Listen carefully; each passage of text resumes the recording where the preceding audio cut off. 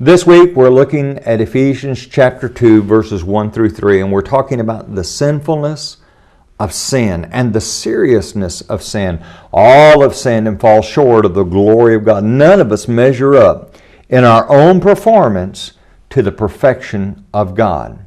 In Romans chapter 6 verse number 23, there we see, for the wages of sin is death. What a horrible thought, that we're separated from God. And keep in mind that idea of death, don't equivocate that to the idea of physical death, but it's spiritual death. And as we saw yesterday, people who are spiritually dead, they can hear God, they can know that they're sinners, they can decide to come home. No.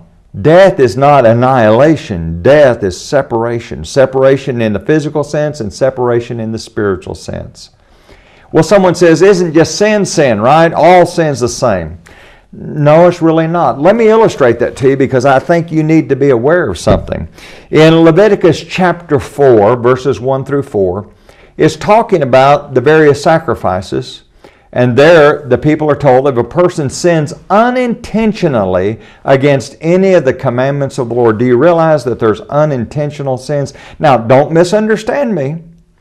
Even unintentional sin must be covered by the blood of Jesus, but there's a different type of sin.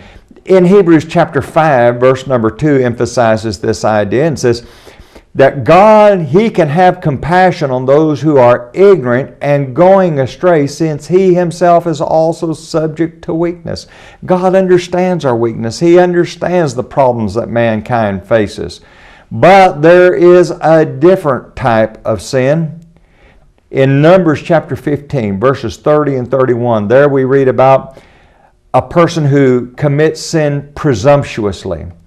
That one brings reproach on the Lord and shall be cut off from among his people, because he has despised the word of the Lord and has broken His commandment. He has done it presumptuously. Or the idea of high-handed sin. He knew exactly what he was doing, and he decided that was going to become the pattern for his life. Not a one-time mistake, not a problem that he struggles with, but that was going to be the pattern of his life. Listen to Hebrews chapter 10, verse number 26. For if we sin willfully after we have received the knowledge of the truth, there no longer remains a sacrifice for sin. When you decide that it's okay to live contrary to the will of God, my friends, there is no sacrifice for sin. Sin is sinful, and that makes grace gracious. Join us again next week for your Daily 180.